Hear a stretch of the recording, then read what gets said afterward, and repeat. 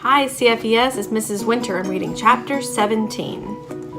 What's a 9-letter French word for eggplant? My father shouted to no one in particular. I was sitting at the other end of the dining room table, doodling in my math workbook. As part of my punishment, parents took away my privacy privileges. I wasn't allowed to do my homework in my bedroom. The worst part was having to listen to my father's crossword puzzle questions. I don't get it. What's the point of doing crosswords if you have to ask everyone else for the answers? Emily walked out of her bedroom with Catherine on her shoulder. Her long tongue was darting in and out of her mouth. Catherine's tongue, that is, not Emily's. Has anyone seen Catherine's bag of dinner pellets? Emily asked. I put them in the cookie jar, honey, Mom called from the kitchen. Mom, I yelled. I ate those for my snack this afternoon. I thought they were some of your new healthy treats. Emily laughed. Catherine jiggled up and down on her shoulder. It's not funny, I said. Now I'll probably grow a long, disgusting iguana tongue. As I was rinsing my mouth out in the kitchen sink, the doorbell rang. I'll get it, I yelled. Remember to look through the peephole first, Mom reminded me. If I stand on my toes, I can just barely get my eyes up to the peephole. I looked out but didn't see anyone. Who is it? I shouted through the door. It's us, Frankie whispered. Open up, Zip. I pressed my face against the crack in the door. I'm grounded, I whispered back. You know I can't play. We're not here to see you, Frankie said. We're here to talk to your dad. I opened the door. Frankie and Ashley marched right by me, with Mr. Robert bringing up the rear. Good evening, Mr. Z, Frankie said, going right up to my father. We've come to discuss a very important business matter, added Ashley. My father looked up from his crossword puzzle. You kids aren't supposed to be here, he said. Hank is still grounded for another week. This matter can't wait, said Ashley. Aubergine, said Robert, looking at the newspaper in my father's hand. What's that supposed to mean? Snapped Frankie. It means eggplant in French, said Robert, pointing to the blank spaces on his father's crossword puzzle. 13 across is aubergine. Sometimes you scare me, Frankie said to Robert. Come on, boys. Let's not forget why we're here, Ashley said. She turned to my father, with her no-nonsense face on. Mr. Zipzer, as you know, Magic 3 has a contract with Papa Pete to put on a fantastical magic show this weekend at McKelty's Roll and Bowl. We've tried all week to build the special hat we need for the grand finale, but our hat looks like a couch.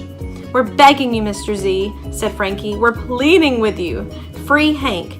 We can't build the hat without him. My father shook his head no. I'll help you with 43 down, Robert offered. Oh, I also happen to know 3 across. I'm afraid Hank has to learn his lesson, my father interrupted. There'll be other magic shows. He stood up, went to the front door, and held it open. You couldn't get a much more final no than that. Frankie, Ashley, and Robert left. My father closed the door and started back to his chair. The doorbell rang again. My father spun around and yanked the door open. Now listen, kids, he began. Then he stopped suddenly. The next thing I heard was him saying, I'm sorry, can I help you? I got up to see who was at the front door. Was it what is Mr. Rock doing here? Oh no, I bet I broke the drum and he's here to tell my parents.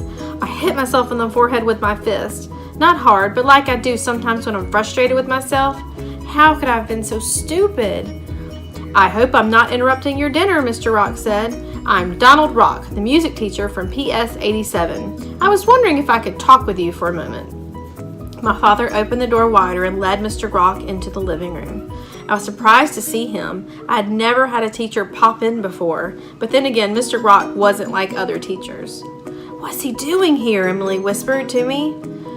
You must have messed up big time. My mother came out of the kitchen, drying her hands on a green checkered dish towel. She picked up a plate from the dining room table and offered Mr. Rock a cracker with some of her new soy cheddar cheese spread. He popped it into his mouth before I had a chance to warn him. His lips stuck together when he tried to talk. I had the pleasure of spending last week with your son during his detention, Mr. Rock began. He scraped some of the soy cheese spread off the roof of his mouth, trying to smile at the same time. My mother offered him another cracker, but smart guy that he is, Mr. Rock said no thanks. I've had a lot of time to talk with Hank and to observe him. I've noticed that he's somewhat frustrated about his schoolwork, he said. Very frustrated, my mother added. Mr. and Mrs. Zipzer, I believe Hank might benefit from being tested to see if he has any learning differences. Mr. Rock waited for their answer. There's nothing wrong with Hank, my father said. If he spent as much time doing his schoolwork as he does daydreaming and puttering around his bedroom building things, he'd be an A student. Hank's just lazy. Maybe that's not the case, Mr. Rock said. Many children have learning challenges. Every child's brain is wired differently. Every brain is wired differently.